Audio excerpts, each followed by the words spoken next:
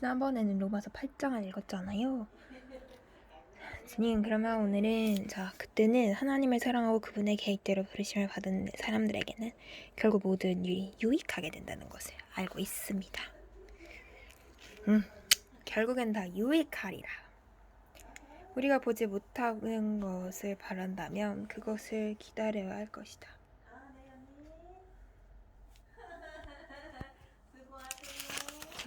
9장. 주님, 오늘도 주님의 달콤한 말씀 읽게 해주셔서 감사합니다. 이 말씀이 제 말에 등이 되고 빛이 되고 길이 될 수 있도록 인도해 주시고 제가 이 말씀에 순종할 수 있게 해주세요. 예수님 이름으로 기도드립니다. 아멘. 이스라엘의 유산. 그리스도 안에 있는 내가 진실을 말하고 거짓말을 하지 않는다는 것을 성령님 안에서 내 양심이 증거하고 있습니다. 나에게는 큰 슬픔과 그치지 않는 마음의 고통이 있습니다. 만일 내 동족이 구원만 얻는다면 내가 저주를 받아 그리스도에게서 떨어져 나가는 한이 있더라도 나는 그렇게 되기를 바라고 있습니다. 하나님은 내 동족 이스라엘 사람들을 선택하여 아들로 삼으시고 그들에게 자기 영광을 나타내셨으며 그들과 계약을 맺고 율법을 주셨습니다. 그들에게는 성전 예배와 받은 약속이 있고 훌륭한 조상들이 있습니다. 그리고 그들에게서 예수님이 육신을 입고 오셨는데 그분은 온 우주를 다스리시며 길이길이 찬양을 받으실 하나님이십니다. 그러나 하나님의 약속은 이루어지지 않은 것이 아닙니다. 이스라엘 조상을 두었다고 해서 다 이스라엘 사람이 아니며 아브라함의 후손이라 해서 다 그의 자녀가 아닙니다. 오히려 이삭을 통해서 난 사람이라야 네 후손으로 인정될 것이다 라고 말씀하십니다. 이것은 육신의 자녀가 하나님의 자녀가 아니라 약속의 자녀라야 아브라함의 후손이 된다는 말씀입니다.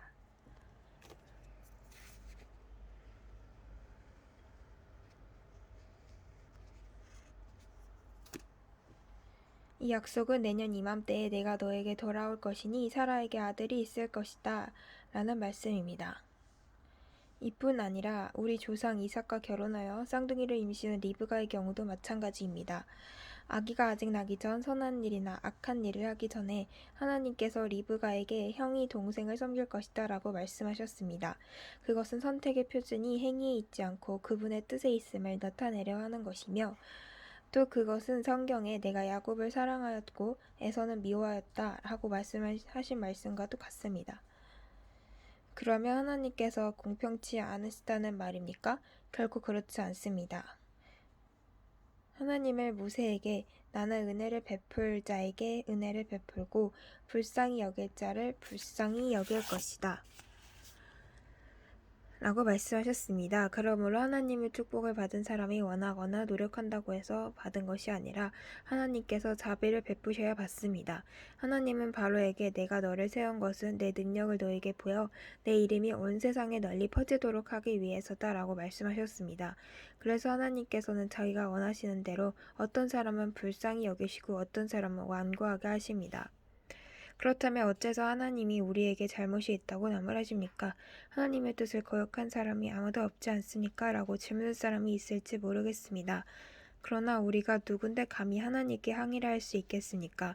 만들어진 물건이 그것을 만든 자에게 왜 나를 이렇게 만들었습니까? 하고 말할 수 있습니까? 토기장이가 같은 흙으로 기약을 쓸 그릇과 천하게 쓸 그릇을 만들 권리가 없습니까?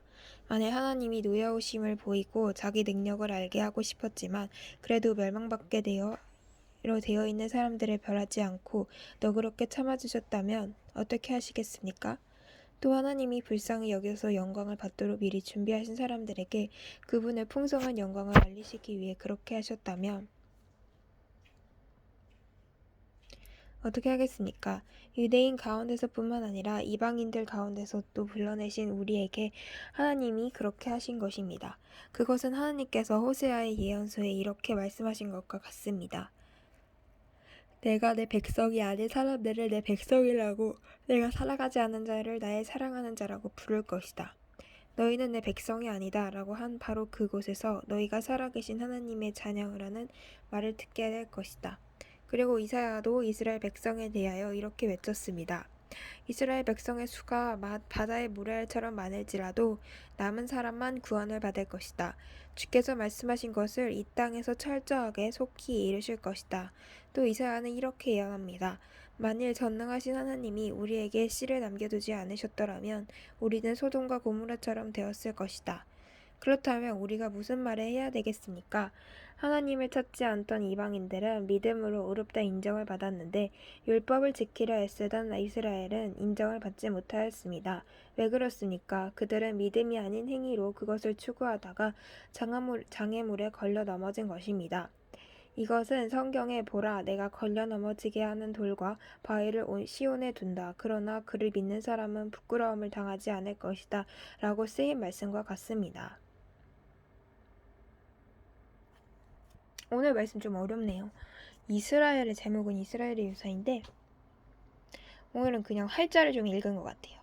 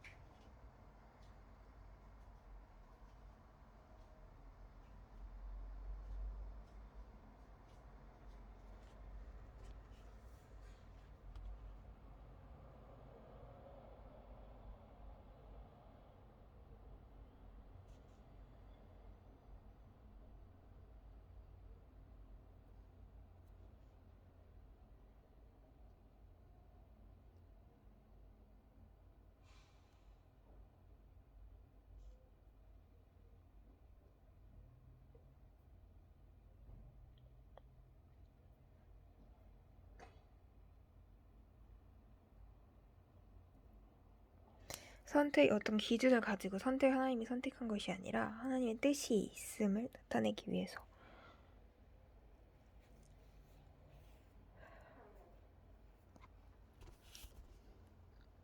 하나님의 축복은 사람이 원하거나 노력한다고 해서 받는 게 아니라 하나님께서 자비를 베푸셔야지 받는 거래요.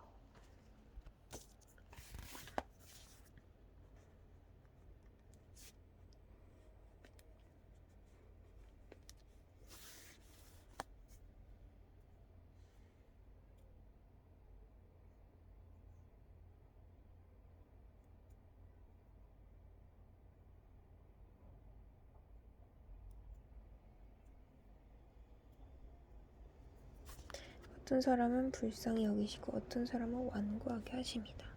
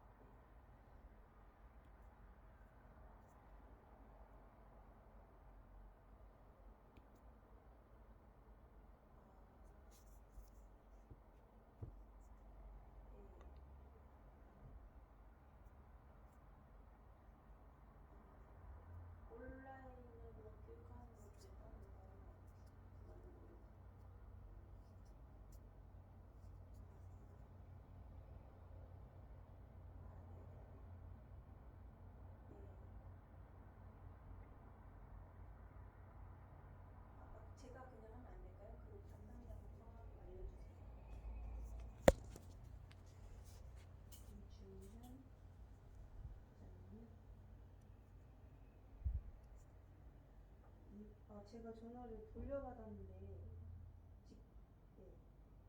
네.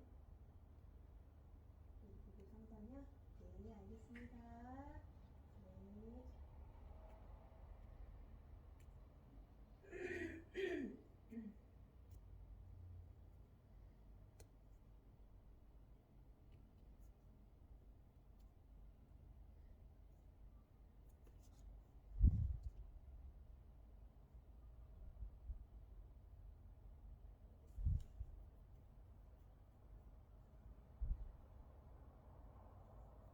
근데 저 봐봐, 아까 불쌍히 여기시고 완고하게 한다 그랬잖아요. 근데 이게 다 뜻이 있어가지고 미리 준비하신 사람들에게 그분의 풍성함을 영광을 알리시기 위해 그렇게 하셨다면,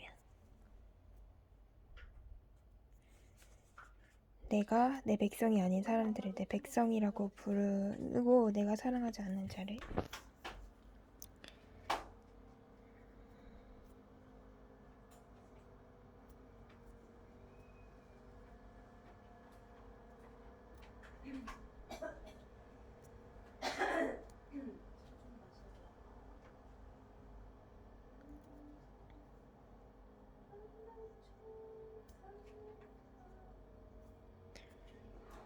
사랑하는 자라고 부르신대요.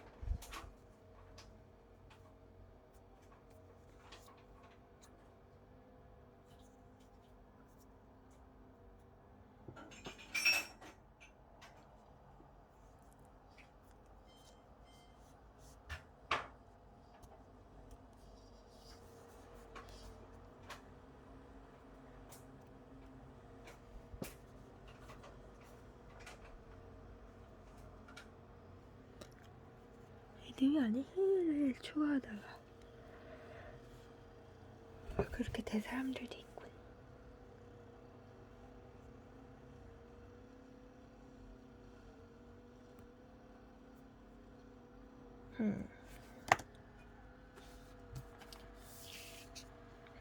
오늘은 생각보다 난이도가 있는, 좀 지식이 없으면 읽기 힘들 내용이네. 이런 책들이 있으면 좀 좋을